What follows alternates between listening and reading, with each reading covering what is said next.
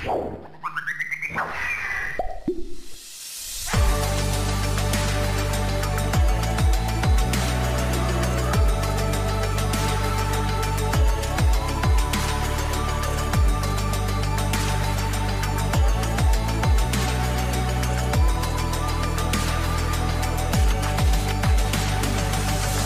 wujudkan mimpi kita,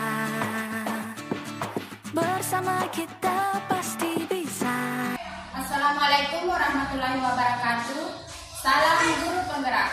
Kembali lagi bersama saya Daniati, calon guru penggerak angkatan 11 dari Kabupaten Sopeng. Kali ini saya bersama Bapak Mas Darsam, Kepala Sekolah SD Negeri 56 Madining, salah satu sekolah yang ada di Kecamatan Marioyawa, Kabupaten Sopeng.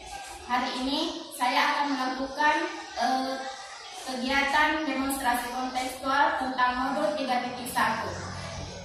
Assalamualaikum Pak. Waalaikumsalam. Pak, terima kasih atas kesempatan yang diberikan untuk saya untuk berbincang-bincang hari ini Pak. Jadi begini Pak, saya sekarang sedang melaksanakan kegiatan program guru penggerak dan akan melaksanakan tugas saya yaitu demonstrasi kontekstual tentang modul 3.1 pengambilan keputusan berbasis nilai-nilai kebajikan sebagai pemimpin. Jadi Pak, saya mohon izin Pak untuk melakukan wawancara dengan Bapak terkait tugas ini. Dan saya tertarik di situ mengetahui lebih lanjut mengenai pengalaman Bapak sebagai pemimpin atau kepala sekolah dalam hal pengambilan keputusan, terutama dalam kasus-kasus dilema etika yang sering dihadapi di lingkungan sekolah Bapak. Ya, selamat pagi juga Bu. Saya senang bisa berbagi pengalaman. Ya, silakan. Ini Pak, pertanyaan saya yang pertama, selama ini bagaimana Bapak dapat mengidentifikasi kasus-kasus yang merupakan dilema etika atau mungkin merupakan kasus pendidikan moral di sekolah Bapak? Biasanya saya mengidentifikasi kasus dilema etika itu dari laporan guru, siswa atau orang tua.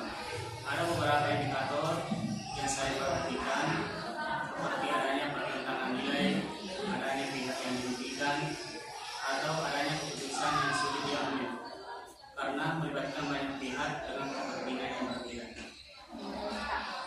Selama ini Pak, bagaimana Bapak menjalankan pengambilan keputusan di sekolah Bapak, terutama untuk kasus-kasus di mana ada kepentingan yang mungkin sama-sama benar ya Pak, atau katakanlah kasus yang sama-sama mengandung nilai kebajikan?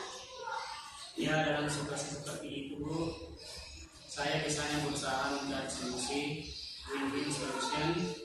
Saya akan melibatkan semua pihak yang terkait, mendengarkan pendapat mereka, dan mencoba mencari titik temu yang menguntungkan semua pihak. Selain itu, saya juga akan mempertimbangkan nilai-nilai luhur seperti keadilan, kejujuran, dan kesejahteraan bersama. Baik Pak, jadi memang ya Pak, seorang pemimpin harus benar-benar mempertimbangkan pihak-pihak yang terlibat. Kalau menurut Bapak sendiri, langkah-langkah atau prosedur seperti apa yang biasa Bapak lakukan selama ini jika menemukan kasus-kasus dilema etika atau kebajikan moral ini? Pertama, saya akan mengumpulkan semua informasi yang relevan. Kemudian, saya akan menganalisis informasi tersebut dan mengidentifikasi masalah sebenarnya. Setelah itu, saya akan merumuskan beberapa alternatif solusi. Barulah saya akan memilih solusi terbaik dengan mempertimbangkan berbagai faktor. Kalau menurut Bapak sendiri, hal-hal apa saja Pak yang selama ini Bapak anggap efektif dalam pengambilan keputusan pada kasus-kasus dilema etika? Menurut saya, Bu, hal yang paling efektif adalah dengan selalu berpegang pada prinsip-prinsip etika dan moral.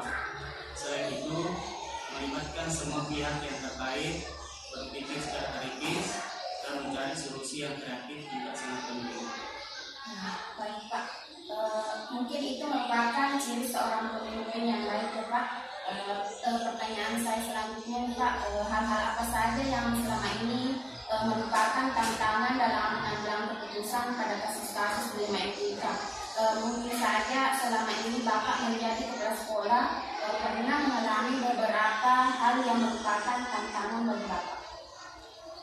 Iya, tantangan atau hambatan pasti ada saja yang menjadi tantangan terbesar adalah ketika harus memilih antara dua pilihan yang sama-sama sulit. Selain itu, tekanan dari berbagai pihak juga bisa menjadi tantangan.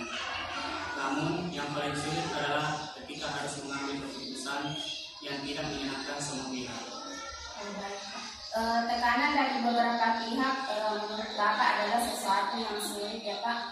Nah, dari hal ini Pak, apakah Bapak memiliki sebuah cara atau mungkin jadwal tertentu misalnya dalam penyelesaian kasus dilema etika ini? Misalnya Bu, saya akan berusaha menyelesaikan kasus secepatnya, terutama jika melibatkan kesejahteraan siswa.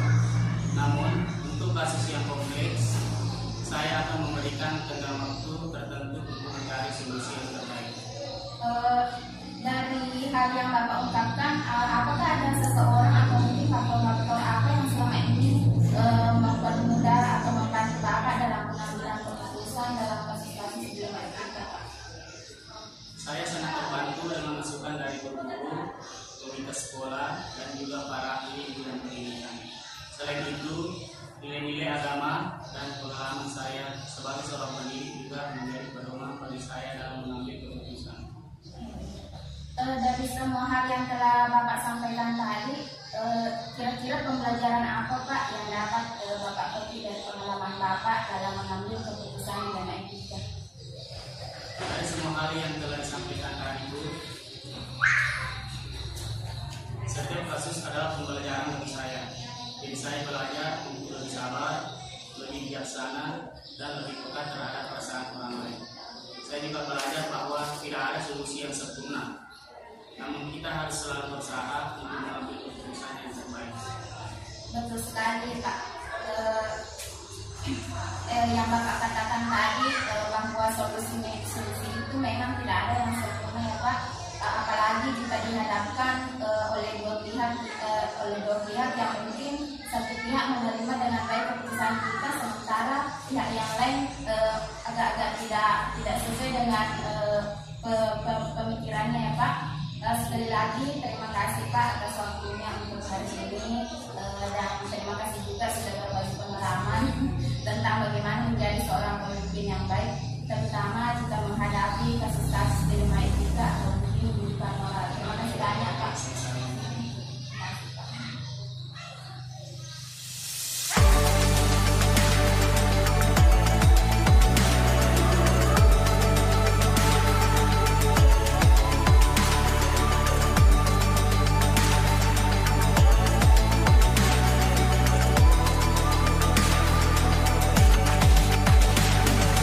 Mari wujudkan mimpi kita, bersama kita pasti bisa. Ku tahu ini takkan mudah, tapi ku yakin kan tercipta. Bangun manusia merdeka, berbudaya Pancasila, bangkitkan raga rasa dan karsa agar mimpi tercipta. Sekolah aman dan nyaman, ramah anak, tiada perbedaan. Pelajar penuh semangat, menjadi pelajar sepanjang hayat. Itulah mimpi kita, mari wujudkan bersama, berjuang untuk berubah. Serentak wujudkan merdeka pelajar.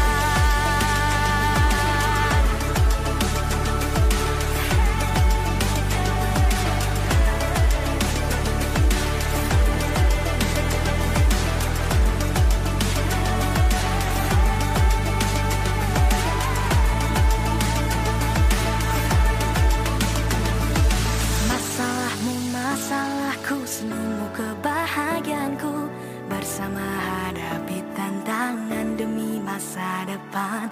Mendengar